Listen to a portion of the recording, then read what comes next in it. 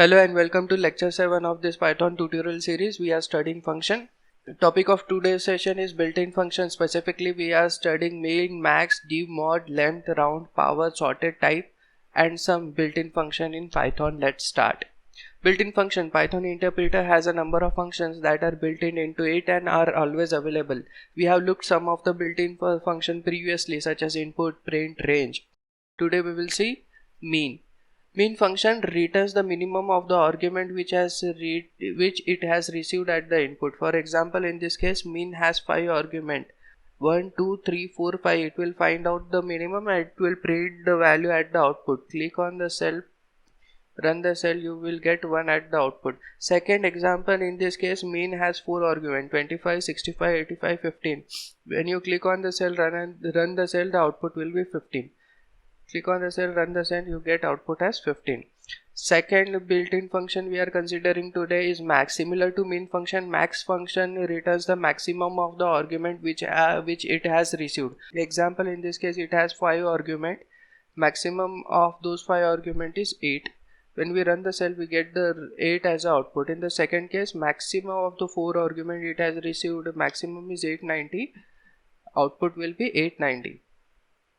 Third inbuilt function is div mod function. As the name suggests, it gives the division and modulus remainder of the argument which has received.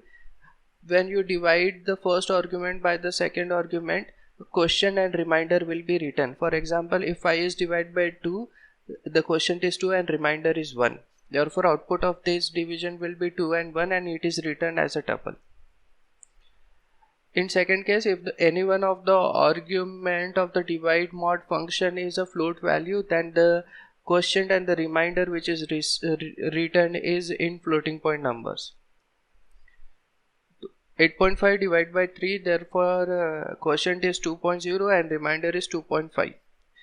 Next built-in function is length function. Length function returns the number of characters in the string which is received by it as an input argument. For example, length of Parag Dhawan, it will calculate the length of the string and it will return it at the output. You get 12 at the output. Round function rounds the input argument to the nearest value. For example, a is equal to 3.6, round of a will be 4. B is equal to 1.4, round of B will be 1. If it is greater than 5, then it goes to the upper part. If it is less than 5, then it goes to the lower part. C minus 1.2, it will be converted into minus 1. D minus 1.7, it will be converted into 2. Next inbuilt function, power function. It is similar to exponent function wherein the first argument will act as a base and second argument will act as a power.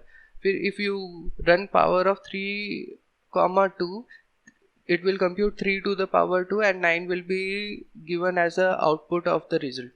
Click on the cell, run the cell and you will get 9 as the output. Next inbuilt function is sorted. Sorted inbuilt function will sort the iterable it has received as an input. For example, in this case you have a list. You run the sorted function on the list and store the result in a new list and then print the new list. We have a list containing integers, then we sorted the list. Result will be returned. That result is stored in a new list L1 and then new list L1 is printed. Sorting is done and then L1 is printed. You have not modified L. If we cross check the output of L, it remains as it is. But if the sorted function which has returned a list is stored in L1 which is sorted, it is sorted in ascending order. If you pass the second argument, reverse is equal to true, then it will sort it in descending order. First L, you see output is displayed in the descending order. Second example, in this case we pass the argument of the list as a string and those strings are sorted and the result is printed. sorted L2, result is stored in L3, and then result is printed. Print, you can write print L3, or in the cell you directly write L3. It will print the values which are stored inside the new list. Dhawan, Parag, Prabhakar. Here your case, it is done according to the case. Either you have to convert into a uppercase, or you have to convert it into lowercase and do the sorting. Otherwise it will sort the string.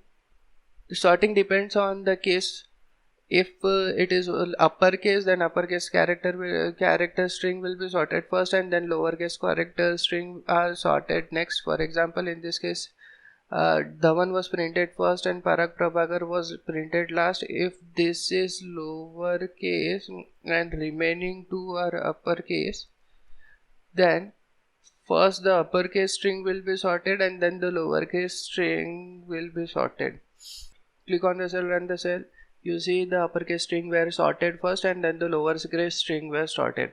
Okay, now we are applying sorted function on a dictionary. Dictionary contains elements in terms of key value pairs where sorting is done on keys.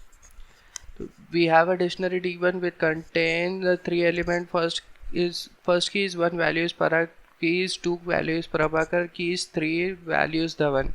You are sorting this dictionary, the key will be sorted. If you want to sort it in descending order, here you have to write reverse is equal to true. Then it will sort the keys of this dictionary in the descending order and store the keys as a list in L5, and if we print L5 it will display 3 to 1. If this reverse is equal to true is not there, means reverse is false, means it will extract the keys, sort them and print them in the ascending order. Click on the cell, run the cell, you get the output 1 to 3. Same thing is done in the second example, just we have printed the values of the dictionary in the reverse order.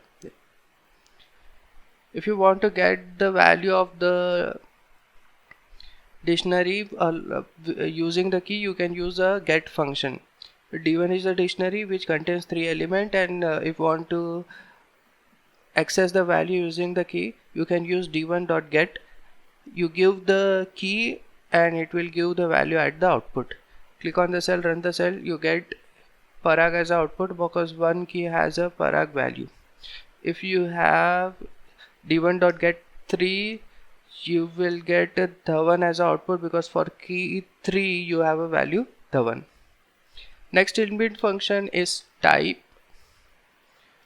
Type returns the type of the object which it is accessing. For example, in this case R is equal to range, and we are printing the type of R.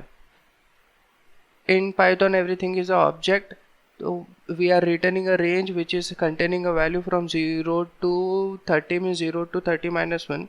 It is an object of type range. Class range. If you print R, you will get a function which is having a first argument as 30 and first argument as 0 and second argument as 30. Why we got this output? As in Python, functions are first class object. They can be stored inside data structure. Therefore, we have stored this range function with parameters 0 and 30 in R, which is a object R, which is a callable, which is a function object. Type of 10 is an integer, so object will be a integer class. 0 in single quotes, it will be a string.